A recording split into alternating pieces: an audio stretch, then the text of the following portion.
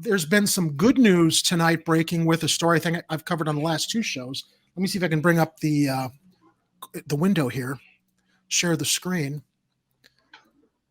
There we go. This has been something that's just made my, as well as I think anybody who's been following the story, blood boil for as long as it's been in the news cycle for the past couple of weeks, given how long it took for, I guess, the investigation to figure out what was going on over at the Marine Leadership Academy here in Chicago with teachers sexually abusing and grooming students while they were in high school there. So thankfully, now that this has hit the news, although it's taken a while, Governor Pritzker did pass, I guess, a bill today to finally stop this from happening. Because I don't know how much you follow, Daniel, but there was literally a loophole where teachers at this school and any school, hopefully it hasn't been happening elsewhere, I can only imagine, finally passed a bill here that is going to prevent these teachers from taking advantage of their students. So let me read a little bit of the article and then we can talk about it. Mm-hmm. So this came today from Mina Bloom at Block Club Chicago. Illinois makes it illegal for adults to groom kids as sex abuse scandal rocks Logan Square School. Faith's law bans all forms of grooming and boosts protections for abuse survivors. Governor J.B. Pritzker signed it into law Friday amid rampant sex abuse allegations at Marine Leadership Academy. Now, I'm thankful that Governor Pritzker passed this law, but let's keep in mind, this has been under investigation for 3 years. And I wonder if Governor Pritzker would have been pushed to pass this law now had it not hit the headlines, because it had been covered up for so long. As a matter of fact, the principal of this school was promoted while she was also covering up the scandal that was going over there during the investigation for the past, I think, 2 or 3 years now. So the article goes on to share, Governor Pritzker has signed into law a bill that aims to prevent and properly respond to sexual misconduct in schools. Faith's law, named for sexual abuse survivor Faith Colson, bans all forms of grooming in which adults lure children into sexual relationships. The bill also boosts protections for sexual abuse survivors and their families. The law was 2 years in the making, but signed Friday amid a massive ongoing sexual abuse scandal at Logan Square's Marine Leadership Academy. Students deserve to be safe in their classrooms, period, Pritzker said in a statement. Anything short of that is a call to action, and Faith's law is another critical step in creating and preserving safe and welcoming learning environments for all students. Colson teamed up with Representative Michelle Mussman, a Democrat representing suburban Schaumburg, on the legislation to close a loophole. It's shocking to even imagine that there are teachers who know that there was a loophole, or I'm sorry, staff members that knew that there was a loophole, because I made an error in a show, one of our shows previously, where I was wondering what the Chicago Teachers Union thought about all this, but this is CPS, not CTU. So it's the CPS. The loophole was there for CPS employees and staff to exploit. Colson was sexually abused by a teacher about 20 years ago while in high school in Schaumburg.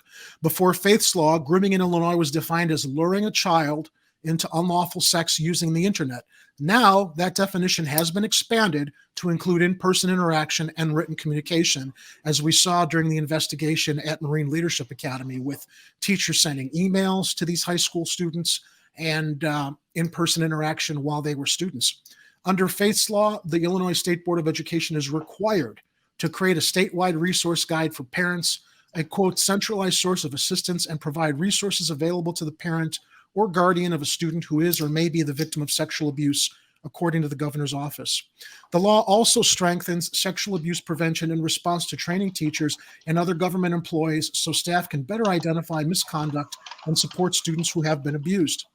Colson said in a statement she's hopeful that with these new measures, schools will be safer and futures will be brighter.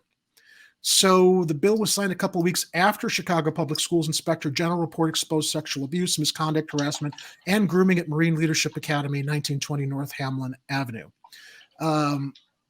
CPS knew of sex abuse at Marine Leadership Academy for years, staff says, and they didn't do their job. CPS CEO Pedro Martinez pointed to the state law as one of the major challenges of the Marine Leadership Academy case. District officials allege that multiple adults groomed students for sexual relationships, but in some cases, there was no indication sex acts occurred until students graduated and were legally adults. That meant there is little recourse to prosecute them, Martinez said. The Inspector General plans to release 2 additional reports revolving around Marine Leadership Academy in the coming weeks. one with more abuse allegations and the other about, quote, systematic and school culture issues. Again, great that the governor passed this bill.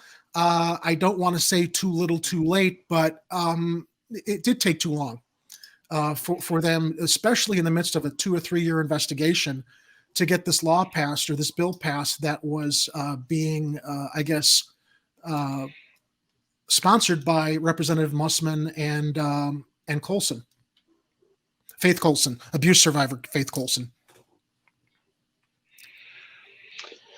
So I was reading this, and tell me if I'm just before I get into it, if I'm misinterpreting the article. But was the big point of this law that grooming only mattered or only counted if it was done online? And Yes. Now they've basically made it so it just is a universal thing? That's how I understand the article, yeah. That got me, because that seemed immensely stupid. And I'm trying to use very reduced words on this. It just reeks of fear, early 2000. Like I have no idea when this bill was originally passed, so I could be completely off on this guess, but it just reeks of early internet. We don't know what's going on. Strangers be online, pass a bill. But I don't get why statistically, kids are not abused by strangers online. It happens, but it's not statistically all that relevant. The relevant one is family or authority figures around them. Those are the people that tend to do it. That tends to be the way it plays out. So the fact that they passed this law in the beginning, the original law that they're amending, and made it specific, that's really questionable.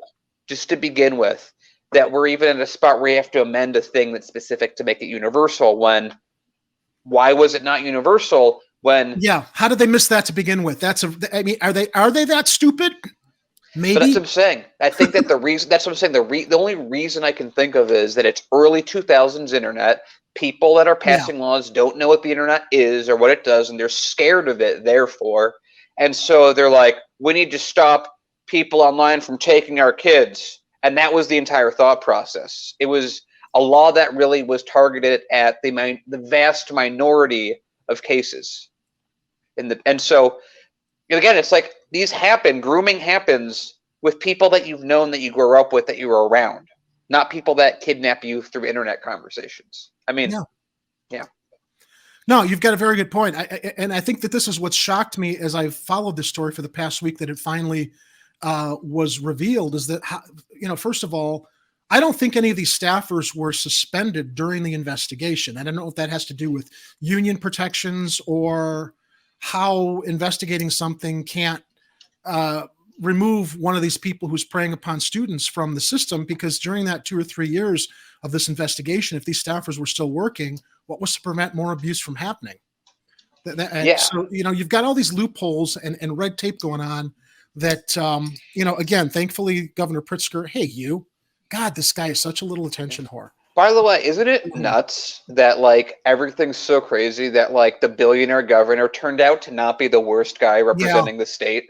That's I had a lot of reservations about Pritzker, and I don't think I voted last election because I wasn't thrilled that our governor's office was, basically a war between two billionaires who thought that they could try to outspend each other to get that power that went with the office. But I am grateful for a lot of things that Governor Pritzker's done. He's still got some time left, but I was wrong about him. I was wrong about Lightfoot too. I voted for Lightfoot, and I've been wrong about her. Actually, I regret that vote, but I think that in that case, she was the best of the clown car that was running, given all the other candidates.